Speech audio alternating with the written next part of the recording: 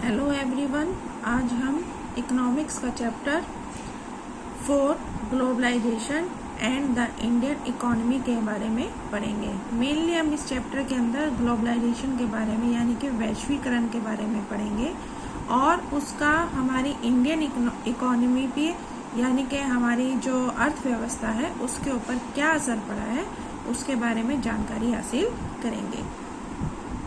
ये कहता है कि जो आज का जो कंज्यूमर है यानी कि उपभोक्ता, यानी कि हम उपभोक्ता कौन होता है? जो चीज़ों को यूज़ करता है। जो कंज्यूमर है वो एक जगह पर बैठकर दूसरी कंट्री से सामान मंगवा सकता है, किसी भी कोने से, देश के किसी भी कोने से। तो ये किस वजह से हुआ है? यानी कि हम ये कहें कि भाई आज हम कैमरा यूज़ कर रहे हैं, मोबाइल फ़ोन यूज़ कर रहे हैं, टेलीविजन्स हैं, या फिर हम ऑनलाइन शॉपिंग करते हैं, कुछ भी चीज़ें हैं। जैसे कि हमने कोई भी पार्ट है, इवन आपका जो मोबाइल है उसका भी कोई पार्ट चाइनीज़ का कंपनी का मिलेगा, यानी कि चाइना से बना हुआ मिलेगा या फिर फॉरेन कंट्री से बना हुआ मिलेगा। तो इस टाइप से हम देखते हैं कि बहुत सारी चीज़ें हमारे आज इंडियन इकोनॉमी पर इफ़ेक्ट डाल रही है। अगर हम पुराने टाइम की बात करें, ज़्यादा नहीं तो 30 या 40 साल पुरानी बात करें, तो हमारे इंडिया में बनी हुई गाड़ी, हमारे पास 2 या 3 गाड़ियाँ ही हमें सड़कों पे दिखाई देती थी, जिसके अंदर एम्बेसडर और फिएट ये गाड़ियाँ थी। लेकिन आज हम सड़क पे नज़र दौड़ाएं तो हमारे पास बहुत सारी कंपनीज़ की गाड़ियाँ हैं, बहुत सारे ब्रांड्स की गाड़ियाँ हैं जो कि क्या कर रही हैं कि रनिंग में है, यानी कि सड़कों के ऊपर चलती हुई दिखाई देती हैं। अब इसके बारे में ही हम यहाँ सारी जानकारी लेंगे कि हमारे पास बहुत सारी ऐसी विकल्प हैं, हमारे पास बहुत सारे ऐसे ऑप्शन हैं जो कि हमें इन सभी चीज़ों के बारे में बताती हैं। अभी देखें तो हमारा पूरा जो in a matter of year our market have been transform. अगर हम यहाँ देखें कि कुछ ही सालों के अंदर हमारा जो मार्केट का जो एरिया है वो बिल्कुल ही ट्रांसफॉर्म यानी कि चेंज हो गया है। यानी कि पहले हम क्या करते थे, अपनी कंट्री में बना हुआ ही माल यूज़ करते थे, फॉरेन कंट्रीज़ का हम बहुत कम यूज़ करते थे, और वो भी किसी किसी के जो ज़्यादा पैसे वाले होते थे उन्हीं के हाथ में होता था। लेकिन अब ऐसा नहीं है। अब यहाँ आता है प्रोडक्शन अक्रॉस कंट्रीज़। अब इसका क्या मतलब है? प्रोडक्शन अक्रॉस कंट्रीज़ यानी कि दूसरी कंट्री के साथ हमारा उत्पादन। अभी हम बात करें 20th सेंचुरी की, तो इसके अंदर क्या था कि हमारा जो देश था उसके अंदर जो सामान बनता था वो लिमिटेड होता था। हम यहाँ पर क्या करते थे, केवल जैसे कि फॉरेन कंट्री में जब हमारा कॉलोनाइजेशन था, दूसरी कंट्रीज़ का हमारे ऊपर कंट्रोल था, तब हम क्या करते थे, देश से जो कच्चा माल और रॉ मटेरियल होता था उसको ही हम दूसरी कंट्री के अंदर भेजते थे, यानी कि इंपोर्ट करते थे। और इंपोर्ट करने के बाद वहाँ से फिर पक्का माल आता था, जैसे कि रॉ मटेरियल से कपड़ा वगैरह बनाकर इंडिया के अंदर भेजा जाता था, कपास से, कॉटन से। इसी टाइप से खाने की चीज़ें भी थी हमारे पास, जो कि जैसे कि चावल हो गया, तो चावल भी इंडिया से क्या होता था, एक्सपोर्ट होता था। तो इस टाइप से क्या है कि हम व्यापार कर रहे हैं, दूसरी कंट्रीज़ के साथ व्यापार कर रहे हैं, जो दूसरी देश हैं, दूर हैं, और उनको एक आपस में जोड़ने का एक जरिया था, जिन्हें हम कहते हैं मल्टीनेशनल कंपनीज़। अब ये मल्टीनेशनल कंपनीज़ क्या होती हैं? मल्टीनेशनल कंपनी वो होती हैं जो कि दूसरी कंट्री से अपनी कंट्री में यानी कि किसी नेशन के अंदर अपनी फैक्ट्री को लगाती हैं। इसका मतलब क्या है कि जैसे कि अगर मैं एग्जांपल दूं आपको कि जैसे कि मारुति है और सुजुकी है। मारुति हमारी इंडियन है, लेकिन सुजुकी क्या है? सुजुकी हमारा मतलब जापानी एक कंपनी है, उसमें से है। तो यहाँ पे क्या होता है कि वो यहाँ इंडिया के अंदर नेशंस के मल्टीनेशन का मतलब होता है कि अलग अलग नेशंस के अंदर वो क्या कर लेते हैं, अपना उद्योग या फिर इंडस्ट्रीज लगा लेते हैं, जिसकी वजह से क्या होता है कि वो अपने जब भी अपनी फैक्ट्रीज लगाएंगे तो उनको सस्ते दामों पे, चीप रेट पर यहाँ पर लेबर मिल जाएंगे और दूसरे रिसोर्सेज भी मिल जाएंगे। दूसरा, अगर हमारे को भी फ़ायदा है इस चीज़ का, हमारे को फ़ायदा क्या है कि अगर जब भी हम कंट्री में कोई भी इंडस्ट्री लगाएंगे तो उससे जो हमारे इंडिया के अंदर जितने भी लेबर होगी या फिर पढ़े लिखे लोग होंगे उनको एम्प्लॉय एम्प्लॉयमेंट मिल जाएगा, यानी कि उनको रोजगार का साधन मिल जाएगा।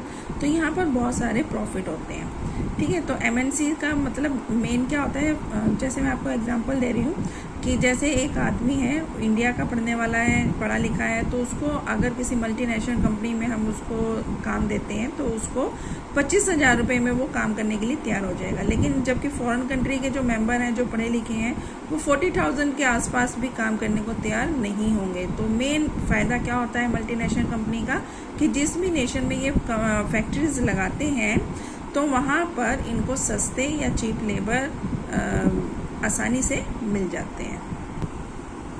Spreading of production by an MNC.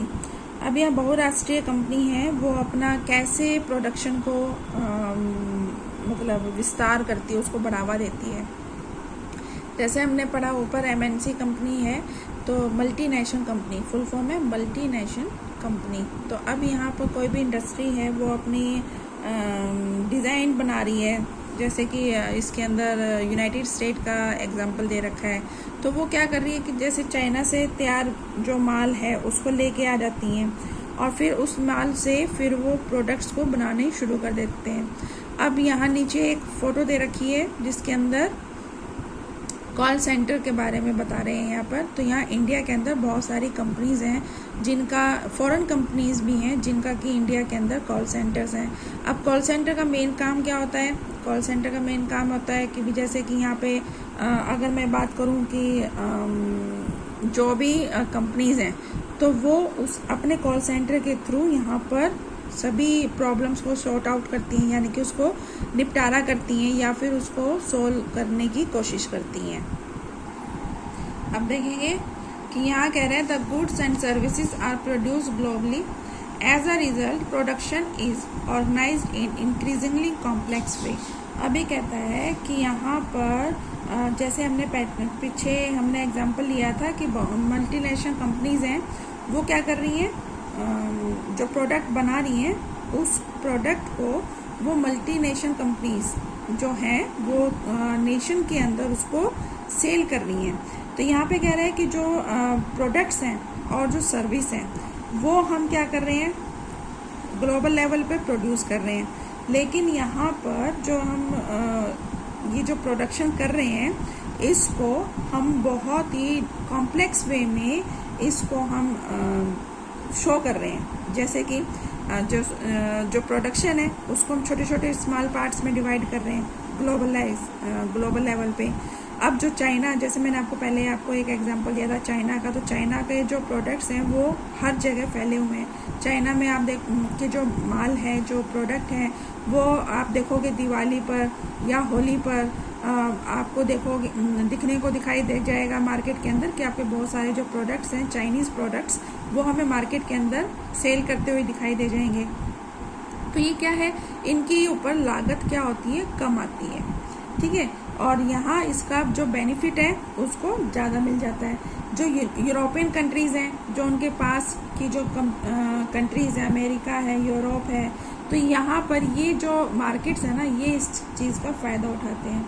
अब जैसे इंडिया के बारे में बात कर रहे हैं तो इंडिया में स्किल्ड इंजीनियर्स हैं, इंजीनियर्स यानी कि जो काम करने वाले इंजीनियर हैं। अब यहाँ पे क्या है कि उनको भी काम चाहिए और जो मल्टीनेशनल कंपनीज़ हैं उनको भी अच्छे वर्कर्स चाहिए। तो हमारे यहाँ के जो यूथ है, पढ़ी लिखी है, इंग्लिश स्पीकिंग है, यानी कि इंग्लिश बोलने वाली है, लेकिन यहाँ पर उनको कस्टमर केयर सर्विस प्रोवाइड कर दी जाती है, जो अच्छा लोगों के साथ कम्युनिकेट कर सकते हैं। या फिर जो इंजीनियर्स हैं उनको सस्ते दामों पे इंडिया के अंदर जितनी भी नेशनल कंपनीज़ हैं उनके अंदर शिफ्ट कर दिया जाता है या फिर वो काम दे दिया जाता है, ताकि वो क्या कर सकें, अपना मतलब उनको भी बेनिफिट होता है इस चीज़ का। इनकी जो कॉस्ट होती है 50 to 60% कम हो जाती है। यानी कि अगर जैसे कि ब्रिटिशर्स ने भी यही किया था पुराने टाइम में कि जो हमारे इंडियंस थे उनको अब आर्मी के अंदर भर्ती करना शुरू कर दिया था, जिसकी वजह से क्या हुआ कि जो फॉरेन कंट्री से या ब्रिटेन से जो आर्मी के मेंबर्स लेके आने होते थे वो उनको कॉस्टली पड़ते थे, क्योंकि उनके रहने का इंतजाम करना पड़ता था, उनको खाने पीने का पूरा उनको सैलरी देनी होती थी और उनको घर भी प्रोवाइड करना होता था। तो वो काफ़ी कॉस्टली होते थे।